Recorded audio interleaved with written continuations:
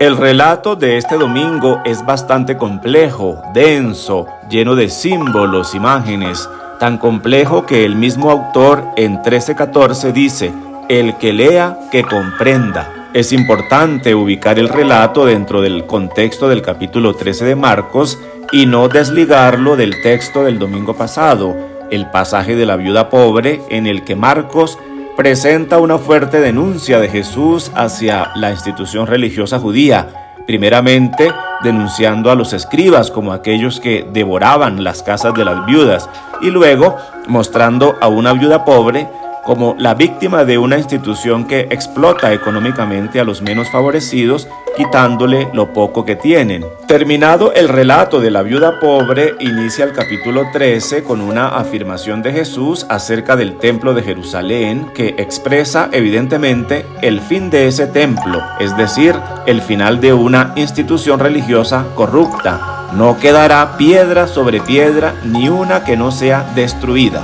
Con la destrucción de ese templo, para Marcos iniciará la etapa definitiva de la historia de la humanidad, que, acompañada por el mensaje del Evangelio predicado y vivido por los cristianos, irá alcanzando su plenitud. Son muchos los movimientos religiosos que han anunciado a lo largo de los tiempos y siguen anunciando la llegada del fin del mundo. Lo hacen basándose en una interpretación literalista, fundamentalista de algunos pasajes del Nuevo Testamento y también por desconocimiento de los géneros literarios de la Biblia. El capítulo 13 de Marcos no está hablando del fin del mundo, sino del proceso liberador en la historia humana realizado por los cristianos portadores del Espíritu. No se trata de un momento concreto de la historia, no será un acontecimiento determinado, será un proceso lento y largo en el que el Dios humanizado en Jesús se hará presente entre los humanos hasta humanizar este mundo, liberándolo de la deshumanización que origina tanto sufrimiento y tanta opresión. Según el Evangelio de Marcos, el proceso liberador comenzado con la ruina de Jerusalén se continuará en la historia, pues la predicación del mensaje evangélico irá desacreditando los sistemas religiosos que legitiman y divinizan a los poderes opresores. Cada caída de un sistema opresor significará un triunfo de lo humano sobre lo inhumano. Esa es la línea de la historia que propone el Evangelio. El Dios de Jesucristo, el Dios amor, dador de vida, como dador de vida y amor, se opone a todo lo que sea supresión de la vida, a todo lo que sea opresión. Por eso el Dios de Jesucristo es un Dios liberador. Para comprender adecuadamente este relato es necesario aclarar lo siguiente. Primero, este relato no está hablando del fin del mundo. Quien así lo interprete lo hace por ignorancia. Segundo, es necesario saber que este relato hay que ubicarlo, enmarcarlo dentro del género apocalíptico. Se conoce como literatura apocalíptica a un conjunto de expresiones literarias surgidas en la cultura hebrea 2 siglos antes de Cristo. Al nacer el cristianismo en la cultura hebrea, adopta esta literatura hasta mediados del siglo II después de Cristo. El género apocalíptico quiere expresar por medio de símbolos y complejas metáforas, entre otros temas teológicos, la situación de sufrimiento del pueblo de Israel o de la comunidad cristiana, tiempos de crisis extrema, persecuciones de los poderosos, denunciar la arrogancia y opresión del poder. Tercero, ya desde 1965, el Concilio Vaticano II nos está diciendo que para descubrir la intención de los escritores sagrados, entre otras cosas, hay que estudiar los géneros literarios, puesto que la verdad se propone y se expresa de maneras diferentes en los textos de acuerdo a su género, histórico, profético, poético, entre otros. Conviene además que el intérprete investigue el sentido que intentó expresar y expresó el escritor sagrado en cada circunstancia según la condición de su tiempo y de su cultura. Cuarto, Comprender los géneros literarios ayuda a interpretar correctamente lo que es literal y lo que no lo es.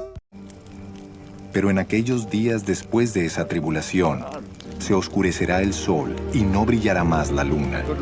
Las estrellas caerán del cielo y los cuerpos celestes serán sacudidos. Jesús utiliza imágenes cósmicas que no hay que tomar de manera literal, sino como simbólicas. Para comprender este relato es necesario saber lo siguiente. El sol, la luna y las estrellas representan a las divinidades paganas. El libro del Deuteronomio 4:19-20 dice que Dios ha dado a los otros pueblos el sol, la luna y las estrellas y que éstos les rinden culto. En cambio, Israel tiene al Señor. Al levantar los ojos al cielo y ver el sol, la luna y las estrellas, el ejército entero del cielo, no te dejes arrastrar postrándote ante ellos para darles culto, pues el Señor tu Dios se los ha repartido a todos los pueblos bajo el cielo. En cambio, a ustedes los tomó el Señor y los sacó del horno de hierro de Egipto para que fueran el pueblo de su heredad. Por tanto, lo característico de los pueblos llamados paganos era la adoración del sol, la luna y las estrellas. Para ellos eran dioses. Atención a este dato que nos ayuda a comprender el sentido del relato de este domingo. En la antigüedad, las divinidades, los dioses, eran el refuerzo religioso de la ideología del poder. Era la manera de afianzar, de legitimar el régimen político. Así pues, el poder político, apoyándose en la religión, se hacía indiscutible. En Asiria y Babilonia, por ejemplo, estaba el dios Marduk, llamado el soberano de la humanidad. El rey se consideraba el representante del dios Marduk y se denominaba hijo suyo, de tal manera que había una especie de ritual en el que el rey se sometía al consejo y a la dirección del dios. Evidentemente, esto era una manera de afianzar el poderío del rey y el pueblo se sometía por voluntad de Marduk a su representante humano. En Egipto, el faraón era considerado hijo del sol. El sol era la divinidad. Entonces, la divinidad sol servía para reforzar, para afianzar el poder del faraón que era su hijo. ¿Quién iba a oponerse al faraón si era hijo del sol, de la divinidad? De acuerdo al Antiguo Testamento, los reyes en Israel también eran elegidos y consagrados por Dios. En la antigua Roma, por ejemplo, en alguna época empezaron a erigir templos a los emperadores.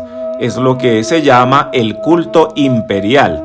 Era la veneración que se daba a algunos emperadores elegidos como dioses una vez que fallecían. Sabemos que el emperador Augusto adoptó el título de Divi Filius, hijo de Dios, y que el emperador Domiciano se declaró a sí mismo Dios. Obviamente, con esto se buscaba la divinización del Estado. Entonces, ¿quién iba a discutir con un poder que era considerado divino? En fin, las religiones servían para legitimar a las autoridades existentes. Es decir, las religiones eran el soporte ideológico de los regímenes opresores y tiránicos. Fíjense que esto ha pasado incluso dentro de nuestra iglesia, cuando los papas ungían a los emperadores y dichos emperadores se convertían en personas sagradas. ¿Quién iba a discutir el poder del emperador si era de origen divino? Se oscurecerá el sol y no brillará más la luna. Se oscurece el sol y la luna, es decir, todas esas ideologías divinizadoras que han apoyado hasta entonces a los regímenes tiránicos, todo va a ir perdiendo su esplendor, va a perder su brillo. Las ideologías religiosas que han sido el apoyo, el soporte de los poderes opresores, van a perder influencia. Para Jesús, el brillo de las grandes divinidades se oscurecerá, dejarán de brillar. Jesús está hablando en la línea de los profetas del Antiguo Testamento. Era un recurso literario frecuentemente utilizado por los profetas, describir la caída de un imperio o nación opresora. Estas caídas, los profetas lo entendían como un juicio divino o una intervención de Dios en la historia. utilizando imágenes cósmicas. Así lo podemos ver en los siguientes pasajes. Isaías capítulo 13 utiliza imágenes cósmicas para indicar la ruina de Babilonia, que sucumbirá bajo los golpes de los medos. Cuando las estrellas del cielo y las constelaciones dejen de emitir su luz, cuando el sol se oscurezca en su salida y no brille la luz de la luna. Isaías 34 asocia la ruina del reino de Edom al universo entero. Se enrollarán los cielos como un libro, y todo su ejército se marchitará como se marchita el sarmiento en la cepa, como las hojas marchitas de la higuera. Con la muerte del faraón se da comienzo a un periodo de tinieblas en Egipto. Cuando te extingas, velaré los cielos y enlutaré las estrellas. Cubriré el sol de nubarrones y la luna no dará más claridad. Oscureceré por tu causa todos los astros que brillan en el cielo y cubriré tu país de tinieblas. Cada una de estas descripciones y otras no mencionadas indican un cambio decisivo en la historia, pero no el final de la historia misma. En estos pasajes la destrucción se entiende como un juicio de Dios, pero no como un juicio final. De hecho, la vida continúa. Como en los textos proféticos, las imágenes cósmicas que se encuentran en este pasaje de Marcos no han de ser tomadas en sentido literal, sino figurado, simbólico, y como en aquellos no indican el fin del mundo. Así pues, en el relato de Marcos, el sol y la luna representan a los falsos dioses, de tal manera que el oscurecimiento de los astros mayores significa el eclipse de esos dioses. Los valores representados por ellos se juzgan ahora inaceptables desde la propuesta del Evangelio. Por tanto, estas imágenes cósmicas nunca significan el fin del mundo, simbolizan el fin de una época, es decir, cuando cae un gran imperio que ha dominado el mundo parece otro, es como si fuera un mundo diferente, y esto lo expresan ellos, los escritores sagrados, con estas imágenes. El oscurecimiento del sol y la luna y la caída de las estrellas indican no el fin del mundo, sino el fin de una época debido al descenso de un imperio o potencia. Las estrellas caerán del cielo y los cuerpos celestes serán sacudidos. Habiendo entendido que el sol y la luna como astros mayores representan a los falsos dioses y que estos dioses eran usados por las religiones para legitimar el poder opresor, ahora hay que saber qué simbolizan las estrellas. Las estrellas designan en ciertos textos del Antiguo Testamento a los poderes políticos opresores que han asumido rango divino. Las estrellas o luceros son un símbolo de los príncipes o de los reyes. Un ejemplo evidente de esto está en Isaías 14:2, donde se nos habla de la caída del rey de Babilonia. El profeta Isaías hace una sátira sobre la muerte de un tirano. ¿Cómo has caído de los cielos, lucero de la mañana? Has sido abatido a tierra, dominador de naciones. El profeta llama lucero o estrella al rey de Babilonia. Las potencias que están en los cielos, en oposición al Padre que está en los cielos, representan a personas, entidades, instituciones que han usurpado el lugar exclusivo del Padre Dios, porque se han divinizado. Estas potencias representan fuerzas de muerte en contraposición a Dios, potencia, fuerza de vida. Esas potencias de muerte, poderes opresores que se arrogan rango divino, gracias a la labor evangélica, verán cuestionado su rango y su dominio y por tanto irán cayendo. Irán cayendo del cielo indica una serie de hechos puntuales sucesivos. La caída de estos poderes se describe por tanto como un fenómeno que irá teniendo lugar durante toda la historia de la humanidad. La labor del mensaje evangélico es ir liberando a la humanidad para generar su humanización y salvación. Esto será posible por la predicación y la vivencia del mensaje de la igualdad de los hombres, del amor mutuo, de la solidaridad, del servicio, de la autonomía y la libertad del hombre. Este mensaje hará tambalear a estas potencias de muerte y, como ya indicamos, esto se hará realidad a lo largo de la historia como un proceso lento y prolongado. Verán entonces al Hijo del Hombre venir en las nubes con gran poder y gloria. Y entonces indica que la llegada del Hijo del Hombre se verifica inmediatamente después del eclipse de los falsos dioses y de la caída de los poderes opresores. La caída de las estrellas, es decir, de los poderes, no indica un hecho único, sino sucesivo en la historia.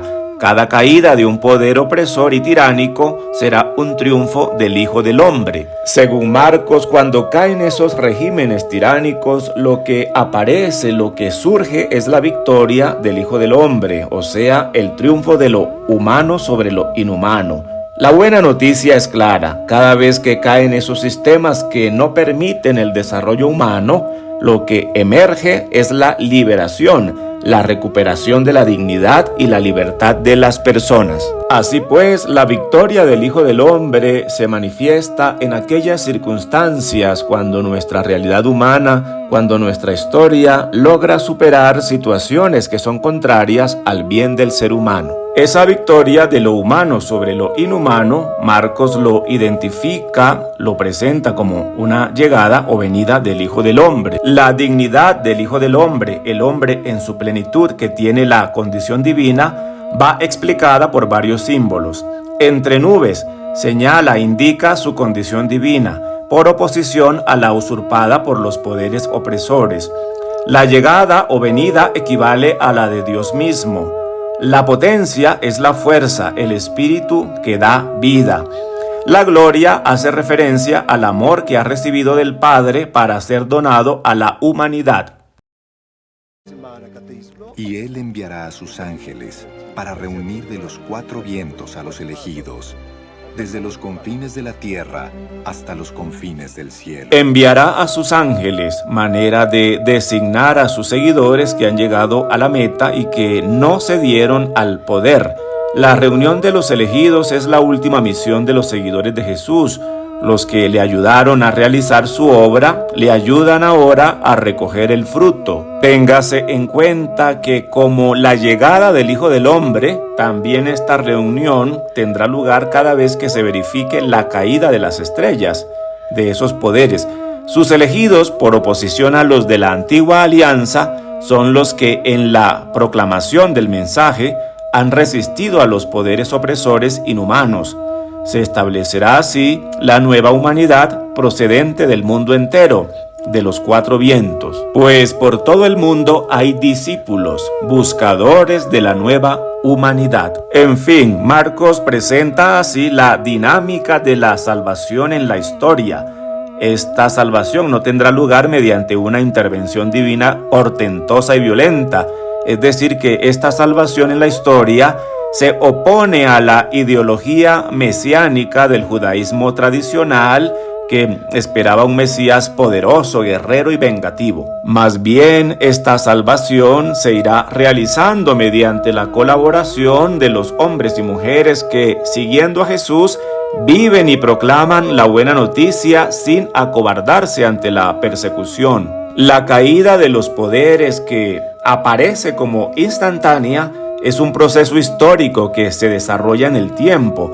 Lo cierto es que lo que se opone al desarrollo, a la libertad, a la igualdad, al servicio, al amor, a la solidaridad y a la plenitud humana, acabará por caer. Los cristianos que han minimizado su responsabilidad leen estos relatos de manera literal. Andan por ahí mirando al cielo, esperando a que Jesús venga a solucionar lo que nos toca solucionar a nosotros.